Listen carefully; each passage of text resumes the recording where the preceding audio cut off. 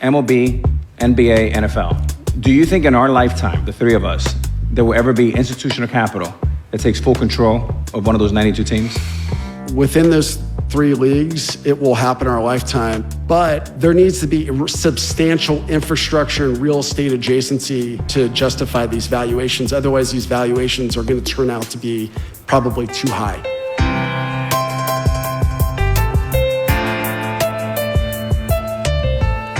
All right, Alex, we're back at Bloomberg Invest. Massive conversation on stage, live taping of the deal with Alan Waxman, co-founder, CEO of Sixth Street Partners. They own across lots of sports, but I know there's one deal you're especially interested in. I am, and that's his acquisition of a minority stake of the New England Patriots. And I want to know how he cracked the code with Robert and Jonathan Kraft, who are in Mount Rushmore of my ownership groups. He's also done deals across soccer, basketball, and baseball. Mm-hmm. So I have a prediction. You guys are going to fix baseball. Okay, let's go. All right, let's do it. Please welcome to the stage, Alan Waxman, for a live taping of the deal with Bloomberg's Jason Kelly and Alex Rodriguez. Alan Waxman, great to see you. I want to set the table a little bit and talk about Sixth Street, your firm, because I think it's hard to understand, Alex, the context of what you're doing in sports without understanding the context of the firm and even some of what's going on in the world right now. So 30 seconds, give or take. What's the Sixth Street investing ethos? Complete flexibility. We invest across, from day one, built the firm to invest across asset classes, geographies, sectors. Where's the best relative risk reward? And we do that by having a team and a culture of people that are over themselves, no egos, no BS, no politics, no fiefdoms. We built our architecture to be an investor-first architecture. So we didn't build it to raise the bigger and biggest funds. We raised smaller strategy funds so that we raise those funds to the size of the opportunity. And then we have extensive capabilities. And that's how we built our firm from day one. That allows us to look across ecosystems and to find the best themes and the best opportunities. Wax, you were one of the early movers in sports, and you saw this early. You made that early acquisition, getting into the San Antonio Spurs right after COVID. Yep. But as a co-owner today, I have my Mount Rushmore of owners. And two that sit right on top of that list are Robert and Jonathan Kraft. Yep. I am fascinated by this deal. How did it start? Do you call Robert? Does Jonathan call you? Walk us through it. First of all, I spoke to Robert and Jonathan before this, and they speak so highly of Alex. So you've got some big fans there. Thank you. My name didn't come up, just for the record, but go on. So, by the way, Jason's super talented too. Yeah, thank you. I really appreciate it. I talked to a lot of people before this, and they said they're super talented too. Look, this all starts, so we went through just context. The NFL didn't allow private equity or private capital, because we don't really think of ourselves as a private equity firm, but they didn't allow institutional investors. So the NFL ran this big process. Some might say it was a proctology exam. And you go through a process where they're trying to select, 2, 3, 4 people that have sort of a golden key to invest in the NFL. But coming out of that process, the CFO, I don't think I've ever told this story publicly, but the CFO of the NFL, Joe Sinclair, this is after we got approved, basically sent me an email. He said, hey, and he was kind of the front lines of their due diligence on us and others. And he said, hey, have you ever met Robert or Jonathan Kraft? I think you culturally would get along with them. You should meet them. And they weren't, looking to do, minority equity investment. So he connected us. We got together, and I'm summarizing this, but literally instantaneously, it almost felt like family, where we had alignment on team values, team culture, and clarity of purpose, which obviously you see the results of what the New England Patriots have done, but what you don't see is all the little things, those micro things they did in terms of running the organization, and we just clicked right away. And that's, by the way, consistent. When you look at all the other sports teams we've invested in, they're all global champions. Real Madrid, Barcelona, San Francisco Giants, San Antonio Spurs, Boston Celtics. Like there's a theme here. But the one common denominator between all of them is alignment on culture, values, and clarity of purpose. I have a quick follow-up on that for you, Wax. So once you get through all the hugging and family and alignment and pricing, do they say 9? Do you say 6? Does it go back and forth? Or is that more, here's what we're looking for, You agree? The way that we do business and the way that I think the Crafts do business, both Robert and Jonathan, is this is a long-term relationship. And the last thing you want to do in getting a partner is a back and forth. It's you kind of know what's fair, and you're just trying to solve for fairness. And it was a very short conversation, and we agreed on it, and we got in business together. But you can just tell, by the way, it's not just sports, it's any company we invest in.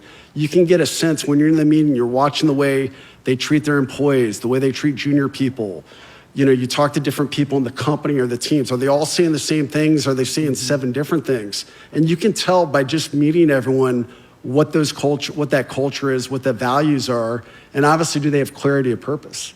And so let's talk about investing in the NFL, because you rightly pointed out this was a long process. The NFL was really the last of the major North American leagues and almost any league in the world to really embrace institutional capital. But what was it about this particular deal financially? And as you figured out how to underwrite this and did the diligence, what was it about this franchise and this sport that made it a compelling investment?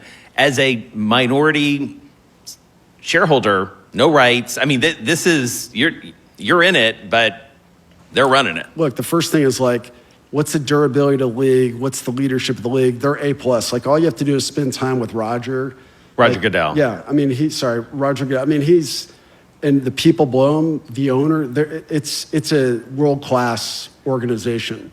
Then you get into sort of the market, you know, the Boston sports market. We're also the Boston Celtics. Like, it's a great sports market. It's a great fan base. And look, I think with all these... You are in New York, just as a reminder. New York's a great... Red Sox are next. By the way, we're partners with the New York Yankees, and they're great fan base too. It's not exclusive. Everyone's got their own cultures. But look, I think at the end of the day, like for us, like the league itself, the durability of the league, the international expansion opportunities, the fact that just all these brands historically, if you go back 20 years ago, these brands were local brands. You have to get the local right. But once you have the local right, the global opportunity for all these brands, like take Wemby, like we're investing in the San Antonio Spurs. I went last year when they were playing in Paris. It was literally like an NBA Finals game. So you've just turned on an entire country. And that's happening all over the place. And the NFL, those opportunities, the international opportunities are the same. So look, for us, it was pretty easy. But again, this wasn't a competitive process. It was a handshake. It was a set of relationships. And that's how almost all of our deals have happened in the sports ecosystem. How do you think private equity, private capital has performed so far? What has it been about what you thought it would be in terms of the uptake from the teams, the uptake from the funds? Like, where is it now? Where does it go next? I think it's happened about kind of what we'd expect. Because it's been fairly minimal. Yeah, I think about what we would expect. I think the challenge is, and this is why I think there's an important delineation between private equity and private capital. Yeah. Because a lot of private equity capital, the liability or the fund structures, you have to sell the asset in 5 to 7 years. That is a terrible idea for investing in a sports team, whether it's a control or minority. So our vehicle, we have very patient capital, which is why I think that really matters. You know, a lot of these guys owning these teams, they don't have to sell. Like, they don't have to do anything, and some of them just want good partners. So it's kind of happened what I expect. I would expect over time, if valuations continue to increase, it's just going to continue to grow. But, and this is really, I think, the next wave of sports, is there needs to be substantial infrastructure and real estate adjacency investment to justify these valuations. Otherwise, these valuations are going to turn out to be, in a lot of cases, not all cases, probably too high. Yeah, I got one more on the NFL, just because it's such a juggernaut. Do you want to go first? No. Okay. I love when you guys flow. Yeah. I love when you guys We're like a flow married couple. this. Okay. Anyways, Wax, when you think about the NFL is such a juggernaut, and when you look at just P&L and you dig down into just the thesis of an investment, right? Is it, when you look at an NFL team, is it the market? Is it scarcity, appreciation, cash flow? What are the things that excite you in 6th Street about deploying capital in football? I think it's it's all those things. It's scarcity. Obviously, different markets matter. Ownership, culture, values, clarity of purpose, that matters. But again, it doesn't take a long time. If you look at every youth in the world, everyone's picking up their phone all the time. AI is just going to continue to consume people's time. And I think the other thing is that the sort of exporting of sports, particularly global brands into other markets, is going to continue to increase. And I think that's an opportunity for the NFL. It's interesting to think about your... Can I ask you guys a question? Sure. What do you guys think? Jason will take any question. Flip that question around. How would you guys talk to a lot of smart people. How would you guys answer that? Underwriting the NFL? Yeah. I mean, I'll answer because you prodded me into it. It's really hard to do. I mean, I think the point you made about the international opportunity, I think, is one that was underappreciated for a long time with the NFL. And I think even the NFL didn't quite fully appreciate what the market was.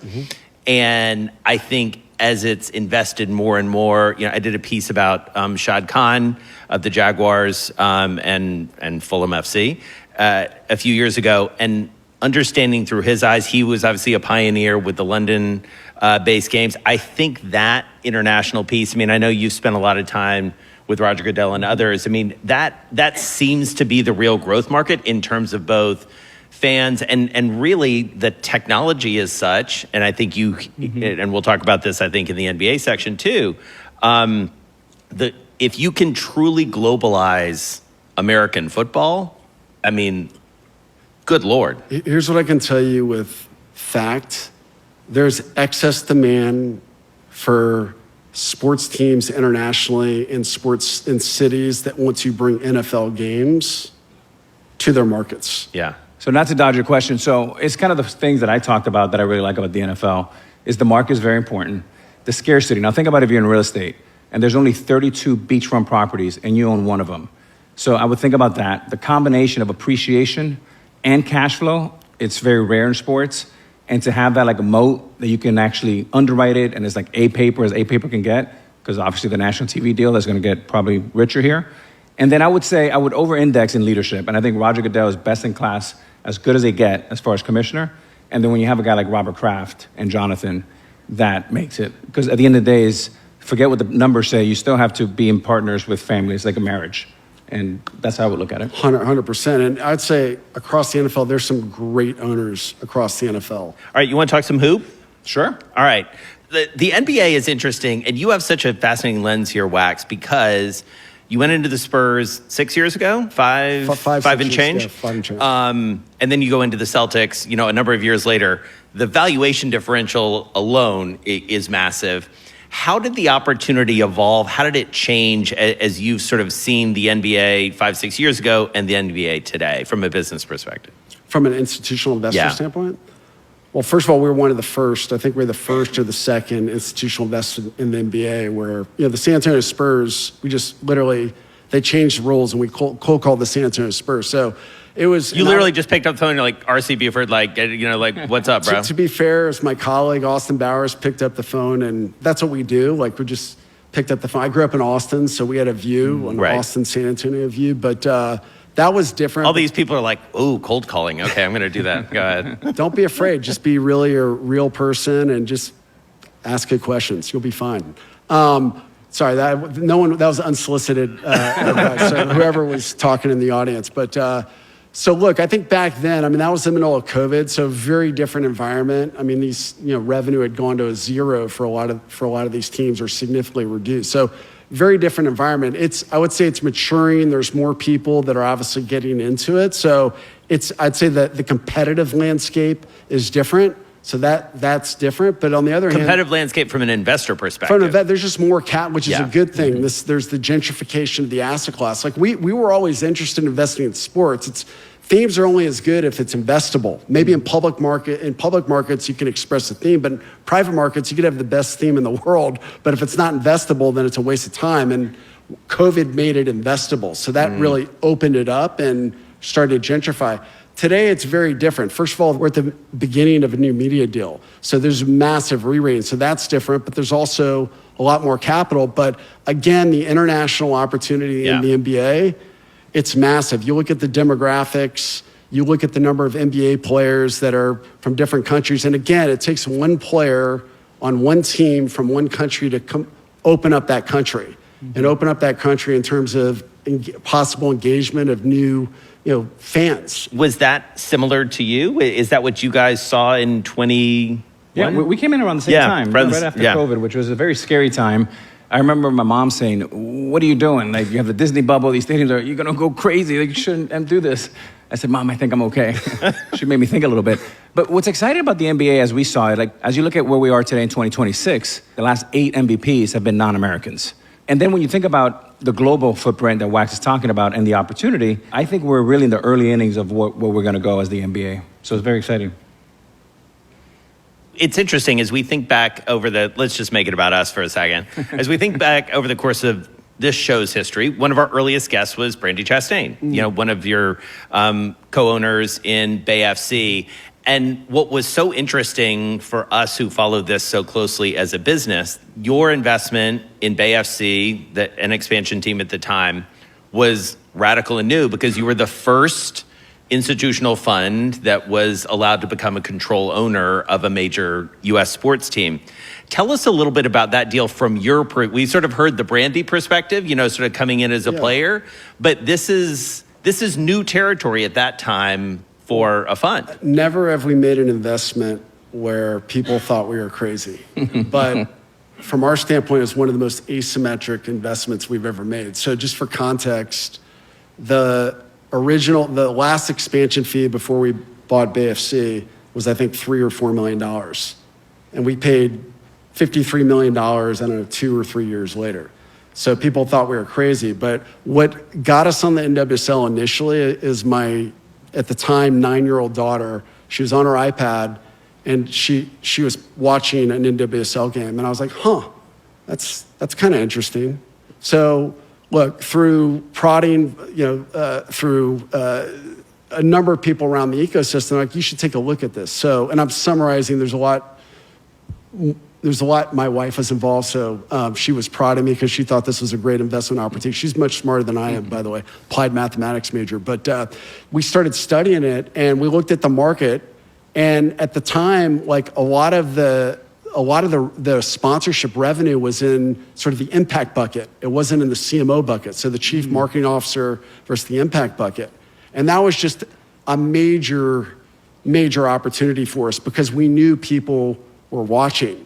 And it's actually the only time in my entire investment career where I actually printed our investment thesis. I put it out there publicly. It's the first time and only time we've ever done that, because I thought it was so asymmetric. And you can find it on LinkedIn. I mean, it was a very popular LinkedIn post. And I'm not a big social media, I don't even have social media, but we put it out there because we thought just for people to understand. And sure enough, now everyone's talking about it, and we're still at the early stages. But again, it's not going to be linear, the growth, but it's been a good investment for us. Well, and to be clear, I mean, if you think about where the valuations have gone, where the expansion fees have gone, literally a year ago, we were sitting on the equivalent of the stage. I think we were actually downstairs with Melody Hobson. She paid substantially more for the Denver expansion franchise, I think 4 times more than you did to build in Denver. And obviously Willow Bay, who's been a guest on the show as well, she bought Angel City at a valuation of 250. So clearly it's going up. It goes to anything. Ultimately, investing is about supply and demand. Like, it could be the best theme in the world, but if there's excess supply of capital, by the way, this might rhyme with private credit, excess supply of capital and low demand, that's not going to work out well. The thing, going back to what you said, Alex, is these are scarce assets. So there's valuable pieces of real estate, and as you start to sell expansion teams, there's less and less valuable real estate. And what I can tell you, and I'm going on the record here, is that what Melody and Willow, who are both 2 incredibly talented people, they're going to look very smart in about 3 or 4 years and what they paid, and you'll be having the same conversation to them, Melody and Willow, and you're going to be saying people paid 4 times more. Right. That's my prediction. I'm going on the record on that. Oh, I like when you go on the record. Yeah. Now we got it. I guess we're live TV, so I guess we're already on the record, so there you go. I'm following up a little bit on what Jason said, which I'm fascinated by this.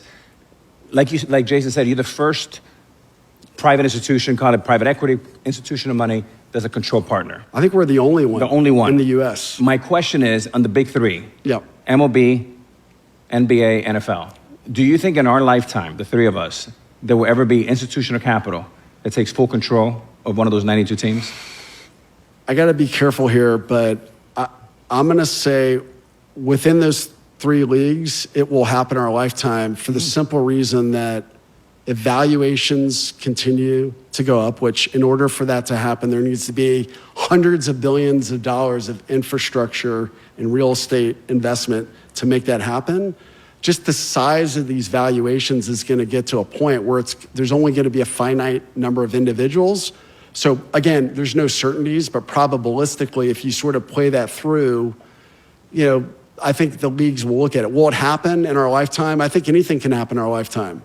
So I'm going to say, especially we're going to live a long time, hopefully, knock on wood or something. But no, I think it'll happen in our lifetime. But if any of the commissioners of those three leagues are looking for it, I don't think it'll be probably probably a long time from now. That's what I would say. You'll be mostly surfing and not investing. I'm hoping I'm just surfing and not yeah, exactly. Costa Rica. Yeah. There you go. All right, you each have 30 seconds to tell me how we're going to fix baseball. Go, Alex. Oh, boy. We're here at 30 seconds. It's a lot of pressure. So I would say I'm a contrarian. So I think the best time that I've seen in the last 15 years to invest in baseball is today because the amount of uncertainty. Uncertainty around the CBA. Are they going to strike or not? I love that for an investor. The bet you're going to make is going to get better, not worse, because right now it's pretty, tight. And then the other one is that Rob Manfred is going to integrate all the regional rights into one and try to copy what Roger Goodell's done with the NFL. Because the World Series showed us that if you have the right product, you have the right teams, you have the right stars, the right strategy, and good baseball. We had 53 million people watch the World Series Game 7 when you include the U.S. market, Japan, and Canada. And it was one of the best I've ever seen. 30 seconds. I'll throw it out there. I'm probably going to get some slack for this, but I'm going to throw out a straw man on just real quick, okay?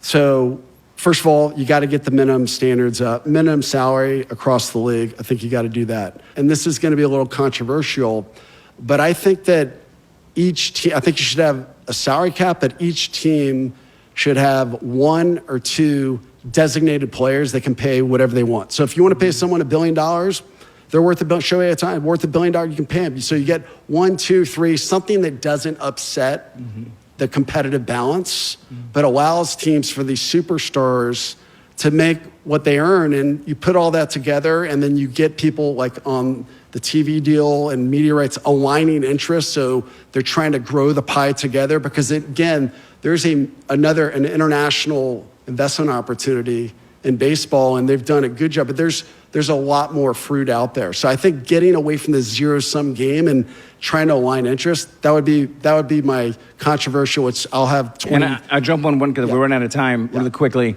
I would say that from a union perspective, being a member of that union for almost 25 years, I think you want a union that, 70%, 80% of the revenue doesn't go to 10% of the players, but have a more democratic where everybody gets to eat a little bit. Totally. All right, it's all happening. Baseball's back. Thank you. Alan Waxman, Thank this you, guys. is really fun. Thank you so much. Thank you, everyone. Thanks.